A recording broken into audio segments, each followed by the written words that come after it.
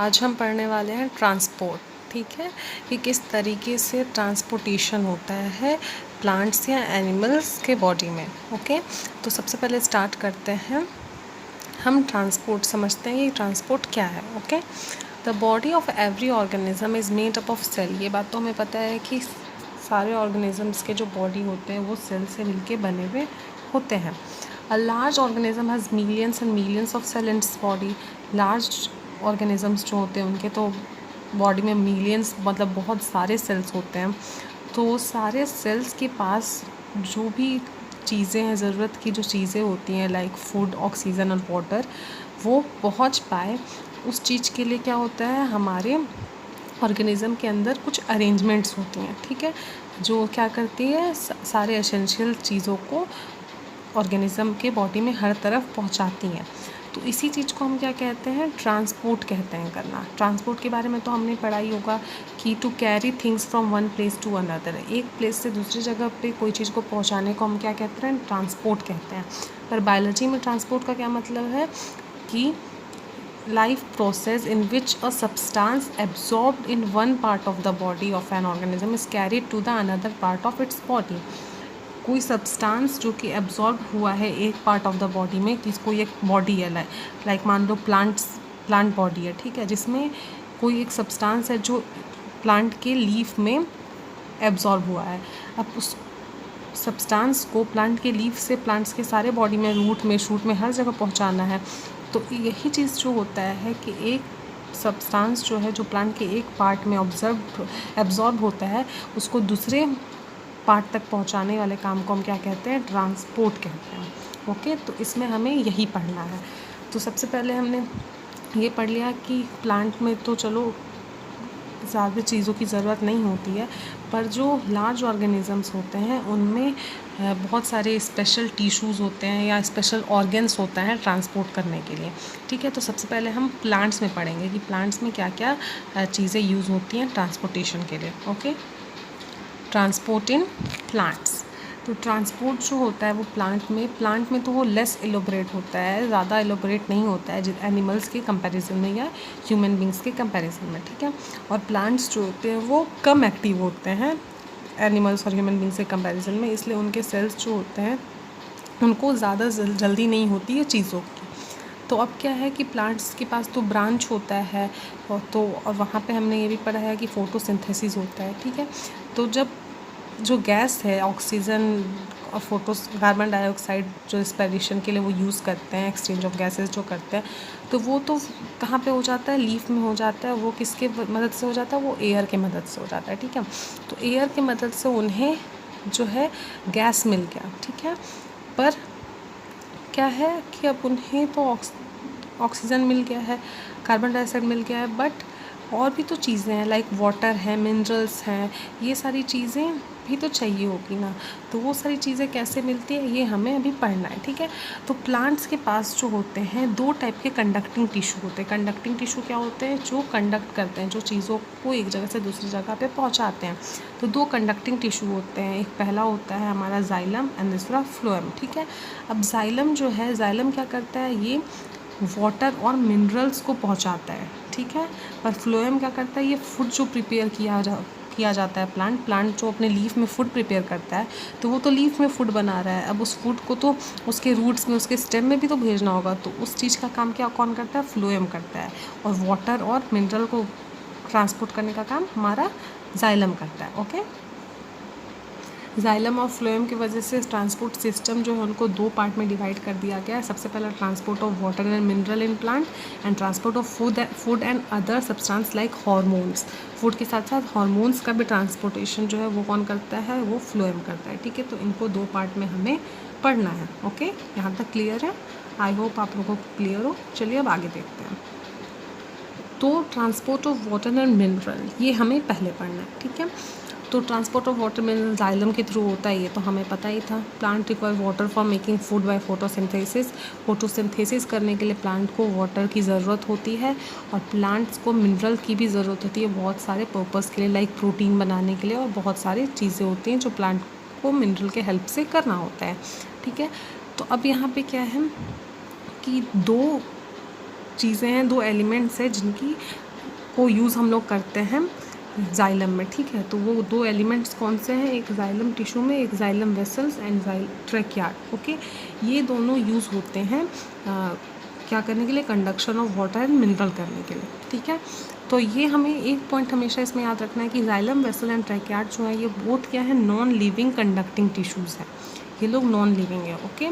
तो इसमें क्या है, हमने जाइलम वेसल्स और ट्रैकियार्ड के बारे में पढ़ा होगा, दोनों के स्ट्रक्चर्स को हम जानते हैं। तो पहले जाइलम वेसल्स के बारे में पढ़ते हैं, ठीक है। तो जाइलम वेसल्स क्या है, ये नॉन लिविंग है, लॉन्ग ट्यूब लाइक स्ट्रक्चर है, इस तरीके का स्ट्रक्चर है इसका, ठीक है। ये थोड़ा सा टेढ़ा हो गया, इस तरीके से इसका स्ट्रक्चर, ओके। अभी ये क्या, ड्रेन पाइप टाइप, समझ में आ गया आपको। जाइलम वेसल क्या है, हॉलो है, ये हमने पढ़ लिया, और डेड सेल से मिलके बना हुआ है, इसको हम लोग वेसल एलिमेंट्स कहते हैं, okay. Joint in to end, अब एक यहाँ पे जाइलम है, अब दूसरा जाइलम यहाँ पे होगा, ठीक है। इस तरीके से जो जाइलम वेसल्स हैं वो जॉइन होते हैं, ठीक है। The end wall of the cells have broken down so a long open tube is formed. तो ये क्या होता है कि ये यहाँ पे थोड़ा सा ब्रोकन डाउन होता है, जिसकी वजह से लॉन्ग ट्यूब्स बने हुए होते हैं, ठीक है। ये देख रहे हैं आप कितने लंबे ट्यूब बन गए, ऐसे ही पूरे प्लांट्स में एक लंबा सा ट्यूब बना हुआ होता है।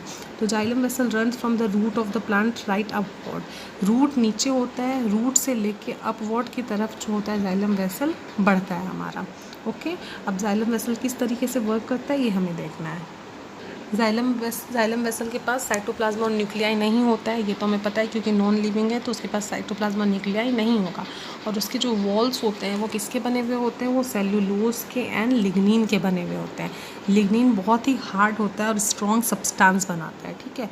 तो जाइलम वेसल जो है वो लिग्निन का बना हुआ है, तो वो क्या करता है, also provide strength to the stem, stem को स्ट्रेंथ भी प्रोवाइड वो करता है, and help to keep the plant upright. Plant जो है वो इतने अच्छे से खड़े रहते हैं, तो वो किसकी मदद से रहते हैं, जाइलम वेसल्स की मदद से रहते हैं, ठीक है, क्योंकि वो उनको अपराइट रहने में हेल्प करता है। Would is made almost entirely of the lignin xylem vessels. जो वुड होते हैं वो ऑलमोस्ट किसके बने हुए होते हैं, लिग्निफाइड जाइलम वेसल्स के बने हुए होते हैं। जो हमें ब्राउन ब्राउन वुड नज़र आता है ट्री का, वो क्या होता है, लिग्निफाइड जाइलम वेसल्स होता है, ठीक है। अब जाइलम वेसल्स के पास जो होते हैं पिथ होते हैं, ठीक है, in their thick cell wall. Piths are not open, pith जो होते हैं लाइक जैसे ये हमारा जाइलम वेसल है, ठीक है। तो इसमें जो पिथ होते हैं ये क्या होते हैं, पिथ मतलब ये पोर्स टाइप के नहीं होते, ओपन नहीं होते हैं। ये जो है बस वहाँ पे क्या होता है कि लिग्निन का डिपोजिशन नहीं होता है, ठीक है। तो लिग्निन का डिपोजिशन वहाँ पे जब नहीं होगा तो वो एरिया क्या होगा, थोड़ा सा इसके कंपैरिजन में, बाकी एरिया के कंपैरिजन में थोड़ा सा सॉफ्ट रहता है, ठीक है। तो पिथ का कहने का ये मतलब है कि pith are the thin area of the cell wall where no lignin has been deposited. Pith क्या है, थिन एरिया है सेल वॉल का, कहीं कहीं पे कुछ ऐसे एरिया है जहाँ पे जो है लिग्निन प्रेजेंट नहीं है, लिग्निन डिपोजिटेड नहीं है। पिथ है one thick cellulose cell wall, pith के पास बस क्या है, सेल्यूलोज सेल वॉल है, ठीक है। In flowering plant either only xylem vessels transport water और both xylem vessel and trachea transport water, या तो फिर जाइलम वेसल ही ट्रांसपोर्ट करते हैं प्लांट्स में, या दोनों मिलके जाइलम वेसल एंड ट्रैकिया दोनों मिलके वर्क करते हैं, ठीक है। तो यहाँ पे हमने पढ़ लिया जाइलम वेसल कैसा है, जाइलम वेसल किस तरीके से वर्क करता है, ओके। तो अब हम पहले देख लेते हैं ट्रैकियार्ड्स के बारे में, ओके। अब हमारा ट्रैकियार्ड जो क्या है, ये लॉन्ग थिन है, ठीक है, लॉन्ग थिन है, इसका शेप इस तरीके से होता है, ये ऊपर से हॉलो नहीं रहता है, पिथेद रहता है, ठीक है, ये सटा हुआ रहता है, और इस तरीके से ये आपस में जुड़े हुए रहते हैं। तो लॉन्ग थिन स्पिंडल शेप्ड होता है, इसके अंदर स्पिंडल फाइबर जैसा होता है, स्पिंडल शेप इसका होता है, और इसके अंदर with pith in their thick cell, उसके थिक सेल वॉल में भी पिथ होता है, ठीक है।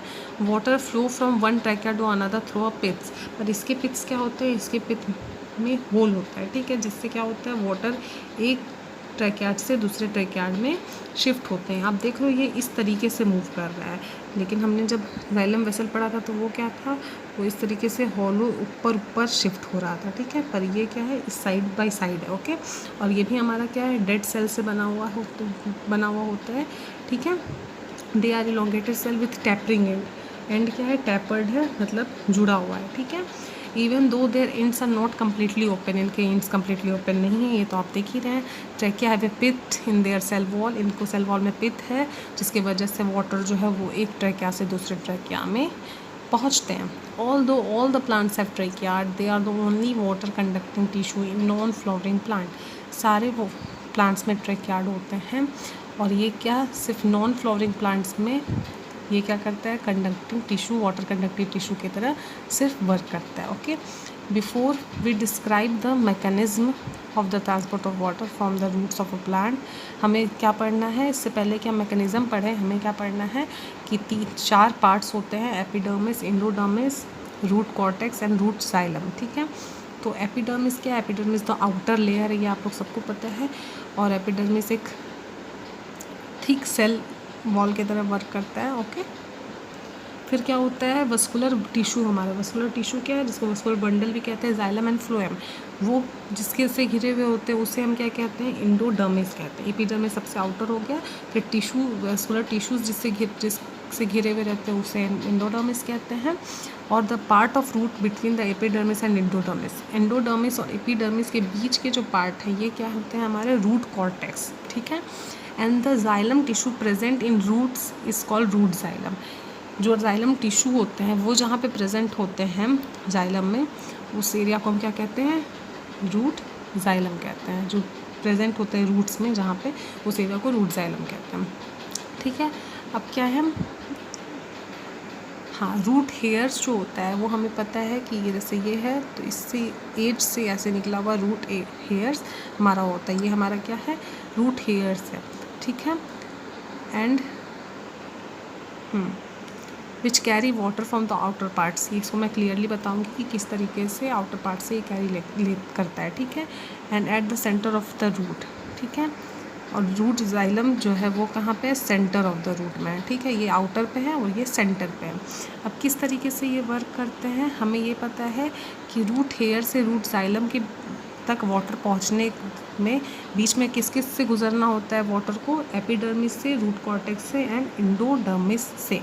ओके, और हमें ये भी पता है कि मिनरल्स भी ज़रूरी होते हैं प्लांट्स के लिए, जैसे नाइट्रेट्स हो, फॉस्फेट हो, ये मिनरल्स भी क्या होते हैं, सॉइल्स में प्रेजेंट होते हैं।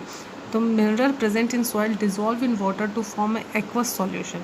तो ये मिनरल्स जो होते हैं वो क्या करते हैं, वाटर में डिज़ोल्व होकर एक्वस सॉल्यूशन बना देते हैं। तो so water is transported by root of the plant to its leaf, then the mineral dissolve in it also get transported along with it। तो क्या होता है, जब वाटर हम लोग ट्रांसपोर्ट करते हैं तो उसके साथ साथ जो होते हैं मिनरल्स भी क्या होते हैं, वो भी ट्रांसपोर्ट होने लग जाते हैं। तो फिलहाल हमने इतना पढ़ा, हमने जाइलम वेसल्स पढ़ा, हमने ट्रैकियार्ड पढ़ा, जाइलम वेसल ट्रैकियार्ड कैसे होते हैं, किस तरीके से फंक्शन करते हैं, ये हमने पढ़ा। हमने ये पढ़ा कि एपिडर्मिस, रूट कॉर्टेक्स, एंडोडर्मिस होते हैं। और अब हमें इसके मैकेनिज्म पढ़ना है। Okay, mechanism of transport of water and mineral in the plant, क्या होता है, जो वाटर होते हैं, जो मिनरल्स कंटेन करते हैं, उन्हें हम क्या कहते हैं, हम जाइलम सैप कहते हैं। ठीक है, जो मिनरल्स कंटेन किए हुए वाटर होते हैं उन्हें हम जाइलम सैप कहते हैं। तो जाइलम सैप का ट्रांसपोर्टेशन यहाँ पे होता है। तो ट्रांसपोर्टेशन कैसे होता है, लाइक ये हमारा रूट है, इसके पास क्या है, रूट हेयर्स है। तो रूट हेयर्स जो है वो सॉइल में वाटर के से डायरेक्ट कांटेक्ट में होते हैं। ठीक है, तो अब सॉइल में जो वाटर है, जो एक्वस सॉल्यूशन वाटर का पड़ा है, उससे वो डायरेक्ट कांटेक्ट में है।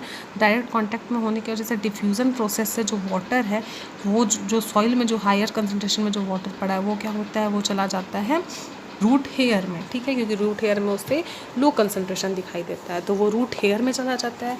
और रूट हेयर क्या करता है, उसे एब्जॉर्व करने के बाद फिर वो उसे फाइनली ऑस्मोसिस के थ्रू, डिफ्यूज़न प्रोसेस से रूट हेयर में आ रहा है। ठीक है, लेकिन ऑस्मोसिस के थ्रू वो क्या होता है, एपिडर्मिस में जाता है, फिर रूट कॉर्टेक्स में जाता है, एंड एंडोडर्मिस में जाता है, और फाइनली रूट जाइलम तक पहुंचता है। ओके, यहाँ तक क्लियर है। अब रूट जाइलम में चला गया, तो जाइलम वेसल्स जो प्रेजेंट होते हैं वो सारे तो कनेक्टेड होते हैं, स्टेम में तो हर जगह वो प्रेजेंट होते हैं, सिर्फ स्टेम में नहीं, जाइलम वेसल्स हर जगह प्रेजेंट होते हैं। ठीक है, प्लांट्स के हर पार्ट में प्रेजेंट होते हैं। तो वो क्या करते हैं, वो वाटर को कंटेन कर लेते हैं। ठीक है, वाटर को ले लेते हैं, जो जाइलम सैप है उसको वो ले लेते हैं, और फिर उसको रूट जाइलम वेसल्स की मदद से वो क्या करते हैं, स्टेम जाइलम वेसल्स में पहुंचाते हैं।